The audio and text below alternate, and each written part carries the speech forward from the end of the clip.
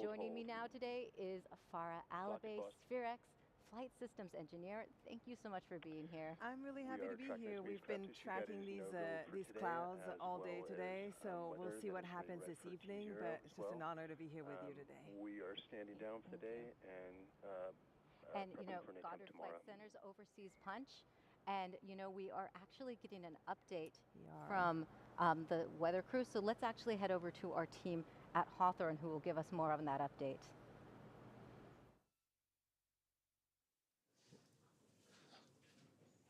Good evening, everyone. My name is Jessie Anderson. I'm a senior production manager here at SpaceX, and I'm joined by Megan Cruz and Mick Waltman from NASA.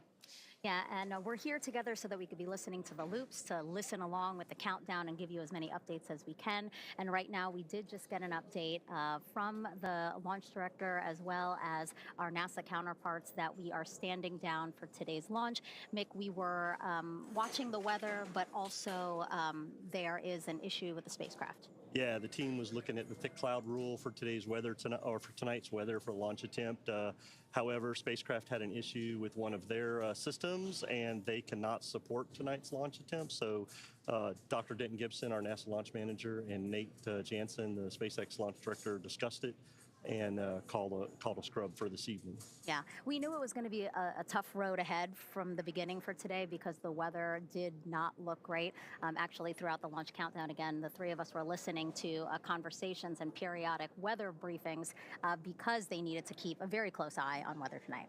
Yeah, exactly. And we definitely will not go if weather is not good and if the vehicle and spacecraft are not healthy. We'd rather prepare for a day and time that will work for both the vehicle, the payloads, and the weather, of course.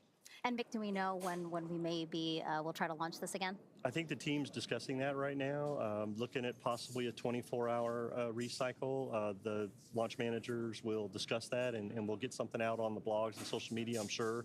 But as Jessie was pointing out, the thick cloud rule tonight, a very important rule for us so that we don't have rocket-triggered lightning once we launch. And the weather that just moved in over Vandenberg in the last couple hours was in violation of that. So the range that we launched from here was red. And the team was looking for that last weather briefing before we got into propellant loading. And unfortunately, we had the spacecraft issue come up also. So I think the right call was made, and so everybody can go assess what we can do for possibly tomorrow. Yeah, let's talk a little bit more about the thick cloud rule, just because if we do attempt launch tomorrow, we know that it's also going to be a watch item because we do have a system coming in that we have to watch, right? Our weather officers know that there's a unique combination of temperature, but also electricity that would make it so that rocket-triggered lightning is more plausible. So can you talk a little bit more about the rule? Yeah, absolutely.